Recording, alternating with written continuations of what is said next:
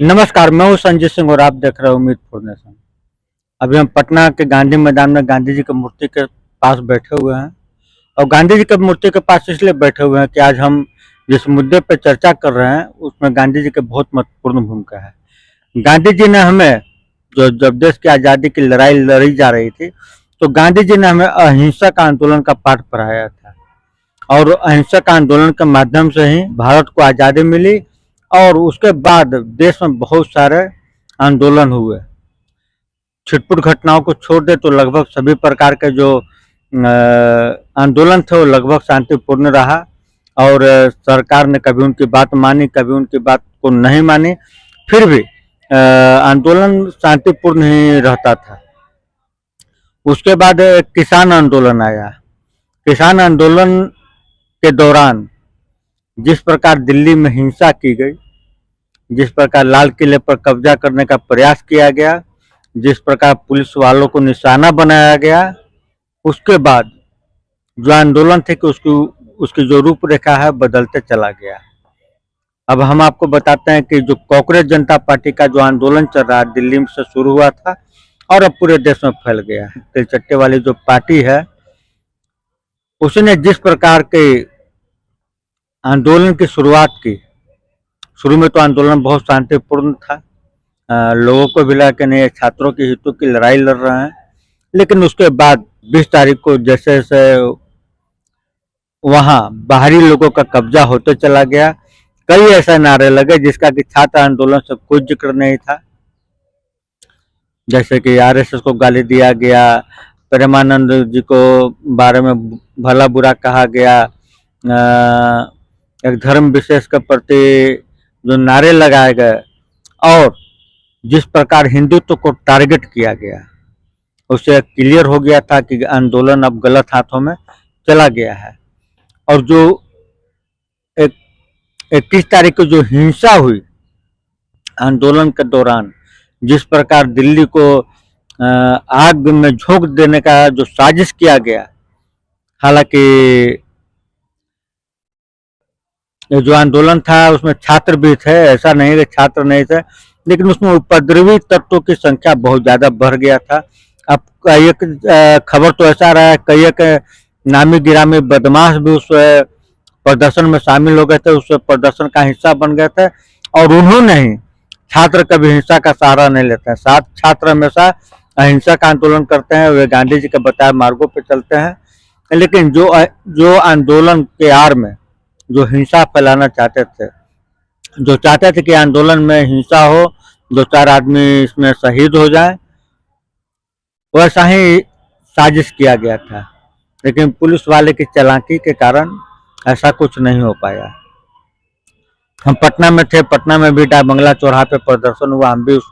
प्रदर्शन को कवरेज करने गए थे। छात्रों की सभी मांगे उचित है और हम सभी लोग छात्र की जो मांग है उसके साथ पूरी तरह से खड़े हैं।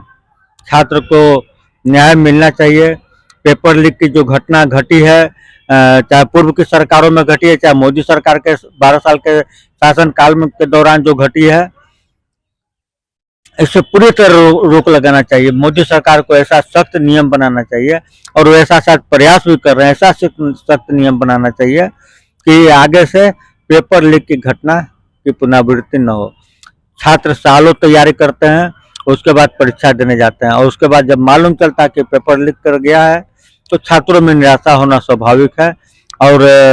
उसी निराशा में वे सड़क पे भी उतरने को तैयार हो जाते हैं। अगर कोई चेहरा सामने मिल जाता है कि नहीं हम आपका नेतृत्व करने के लिए तैयार हैं, तो छात्र सड़क पर भी उतरने को तैयार हो जाते हैं, क्योंकि उन्हें लगता है कि उनके साथ अन्याय हो रहा है, उनका जो प्रतिभा है उसके साथ खिलवाड़ किया जा रहा है। हम भी सरकार से आग्रह करेंगे, सरकार से नम्र निवेदन करेंगे कि सरकार जल्द से जल्द एक ऐसा नियम बनाए जिससे कि पेपर लीक की घटना दोबारा ना हो। लेकिन हम सरकार का ध्यान इस ओर आकर्षित करते हैं, जो उपद्रवी समूह जो शामिल थे, जिनके चेहरे की पहचान कर ली गई है, उन पर क्या कार्रवाई हो रहा है। और जिस तरह से किसान आंदोलन के बाद आंदोलन का स्वरूप बदला और जिस प्रकार हिंसक आंदोलन में आंदोलन अब तब्दील होते जा रहा है, किसी भी आंदोलन को देख लीजिए, हम किसान आंदोलन में तो खैर सिपाही को ही निशाना बनाया गया था, लेकिन हमने जो कॉकरोच जनता पार्टी का जो प्रदर्शन था, उसके दौरान जिस प्रकार मीडिया को निशाना बनाया गया, जिस प्रकार गोदी मीडिया कहकर मीडिया के एक वर्ग को निशाना बनाया गया, उन्हें पीटा गया, उन पर हमला किया गया, वह बहुत चौंकाने वाला था। आज तक ऐसा कभी भी भारत के इतिहास में नहीं हुआ था कि मीडिया पे प्रदर्शनकारी हमला करते थे। प्रदर्शनकारी को लगता था कि जो मीडिया वाले हैं हमारी आवाज उठाने आए हैं, लेकिन जो विपक्षी दलों द्वारा लगातार मीडिया के एक वर्ग को गोदी मीडिया का इस तरह बदनाम कर दिया गया है कि आज के हालात ऐसे हो गए हैं कि अगर आप माइक पकड़े हुए हैं तो आपको गोदी मीडिया कहा जाएगा, आप पे हमला किया जाएगा, आपको मारा जाएगा, आपके साथ दुर्व्यवहार किया जाएगा। पटना वाली जो डाबंगला चौराहे पे प्रदर्शन था, हम खुद वहां थे। जिस प्रकार से मीडिया के प्रति, और मीडिया के प्रति नहीं, मोदी के प्रति कुछ युवाओं में जो नफरत दिखाई दे रहा था, बिल्कुल वे मरने मारने पर उतारू थे। और भी बहुत सारे पत्रकार पर जिस प्रकार हमला किया गया, उनको घायल किया गया, वो बहुत ही निंदनीय है। और आने वाले जो खतरनाक साजिश है, जो साजिश किया जा रहा है देश के विरुद्ध, वो आने वाले समय में बहुत ही खतरनाक साबित होता है। सरकार ये जान रही है कि विदेशी साजिश किया जा रहा है भारत को कमजोर करने का, जो सोरेस अपनी पूरी ताकत लगाए हुए है, और कांग्रेस उसके हाथ का टूल किट बना हुआ है। कांग्रेस लगातार प्रयास कर रही है कि भारत को किसी तरह नेपाल और बांग्लादेश जैसी स्थिति में ला दिया जाए। अभी 2 दिन पहले राहुल गांधी प्रधानमंत्री आवास पर धरना देने पहुंचे थे, और कांग्रेस ने एक ट्वीट के माध्यम से देश के लोगों को प्रधानमंत्री आवास बुला लिया था। प्रधानमंत्री आवास जो होता है बहुत ही सुरक्षित क्षेत्र होता है, वहाँ किसी भी अनधिकृत व्यक्ति का प्रवेश अनाधिकृत रहता है, कोई भी जो आम आदमी वहां तक नहीं पहुंच सकता है। लेकिन कांग्रेस लगातार इस तरह के प्रयास में लगी हुई है कि किस तरह देश में अराजकता फैले, किस तरह भारत, नेपाल और बांग्लादेश बने, ताकि हमें भी जो सत्ता से मोदी जी को चुनाव में नहीं हरा पा रहे हैं, इस तरह साजिश करके उनको सत्ता से हटाकर खुद सत्तासीन हो सके। मोदी जी, आपको करोड़ों भारतीयों ने बहुत विश्वास के साथ प्रधानमंत्री बनाया था, और तीसरी बार मौका दिया है कि आप इस देश की सत्ता को संभालिए। उन लोगों का पूरा विश्वास था कि मोदी जी जब तक प्रधानमंत्री रहेंगे, गृह मंत्री अमित शाह जब तक पावर में रहेंगे, तब तक इस देश में विदेशी ताकतों का जो मंसूबा है, जो साजिश है, उसे सफल नहीं होने दिया जाएगा। लेकिन जिस प्रकार वे अपने साजिश में सफल होते चले जा रहे हैं, और जिस प्रकार सरकार लगातार झुकती चली जा रही है, हालांकि धर्मेंद्र प्रधान का इस्तीफा हो गया है, हो सकता है कि आंदोलन का जो तीव्रता था उसमें कुछ कमी आए, लेकिन आंदोलन खत्म होने वाला नहीं। जैसा कि मेरा अनुमान है कि इन लोगों का मकसद नीट के छात्रों को इंसाफ दिलाना नहीं था, इन लोगों का मुख्य मकसद सरकार को अस्थिर करना है, देश में अराजकता फैलाना है। किसी भी राजनीतिक दल ने छात्रों के साथ हिंसा की सभी ने निंदा की, हम भी निंदा करते हैं, छात्रों के साथ हिंसा नहीं होना चाहिए। लेकिन जिस तरह पुलिस वालों पे हमला किया गया, जिस तरह से मीडिया वालों पे हमला किया गया, किसी भी राजनीतिक दलों ने उसकी निंदा नहीं की। सभी राजनीतिक दल इस पे मौन साधे हुए हैं, और सभी राजनीतिक दलों का इस पे मौन समर्थन हासिल है कि आप लोग को जो करना है कीजिए, हम आपके साथ हैं। तो मोदी जी, देश के राजनीतिक दल, विदेशी ताकतें और कुछ असामाजिक तत्व मिलकर लगातार एक कोशिश कर रहे हैं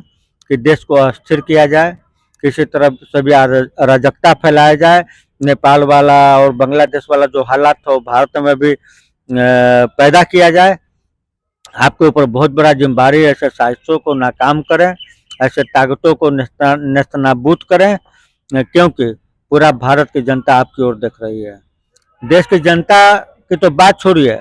आज के दौर में भाजपा और मोदी जी के कट्टर समर्थक और जो भाजपा कार्यकर्ता हैं वो भी निराश हैं। भले मुंह से कुछ न कहें पा रहे हैं, लेकिन निराश सभी हैं। जिस प्रकार किसान आंदोलन में आपने समझौता किया, और उसके बाद कॉकरोच पार्टी के जो प्रदर्शन था उसमें जिस प्रकार हिंसा करने की छूट मिली उन लोगों को, और उसके बाद कोई कठोर कार्रवाई नहीं हुआ, उससे देशवासियों में बहुत निराशा है और देशवासी आशा कर रहे हैं कि बहुत जल्द मोदी जी अपने 56 इंच का सीना दिखाएंगे। विदेशी मोर्चा पर तो आपका 56 इंच का सीना दिखता है, जब पाकिस्तान की बात हो तो आपका 56 इंच का सीना दिखता है, लेकिन जब भारत में कोई भी आंतरिक मुद्दा हो उस पर आपका सीना 28 इंच का हो जाता है, आप कमजोर पड़ जाते हैं। चाहे वो दिल्ली का जो शाहीन बाग का आंदोलन था, उसके बाद जो किसान आंदोलन हुआ, उसके बाद अभी कॉकरोच जनता पार्टी का जो आंदोलन हो रहा है, बिल्कुल ही आपका जो छवि था, आपका जो एक रुतबा बना हुआ था देश के लोगों में कि कुछ भी हो जाए मोदी जी तो गलत नहीं होने देंगे, लेकिन अब लोगों को विश्वास हो रहा है कि आपके भी शासनकाल में गलत हो सकता है। जिस प्रकार आपने किसान बिल वापस लिया, उससे करोड़ों भारतीयों का दिल टूटा है। और उससे जो आंदोलनकारी थे, जो हिंसक आंदोलनकारी थे, आंदोलनकारी की बात मैं नहीं कर रहा हूँ, जो हिंसक आंदोलनकारी थे, किसान आंदोलन के बाद ही उन लोगों का मनोबल बहुत बढ़ गया और वे लोग समझ गए कि हम हिंसा के माध्यम से सरकार को झुका सकते हैं। और वही कांड जो तिलचट्टे वाले पार्टी है उस मामले में भी हुआ है। ठीक है, छात्रों की मांग था, युवाओं का मांग था, आपको शिक्षा मंत्री को इस्तीफा ले लेना चाहिए था, बहुत पहले ले लेना चाहिए था। हम लोग भी कहते हैं इसमें देर हुआ है, और लेकिन जो हुआ सो हुआ। प्रधानमंत्री जी, अब आपसे निवेदन है कि कृपया आंतरिक मुद्दे पर भी विशेष गहन ध्यान दें, जो सुरक्षा एजेंसी उन्हें ज़्यादा एक्टिव करें और जो इस तरह का साजिश किया जा रहा है उसको जल्द से जल्द समाप्त किया जाए।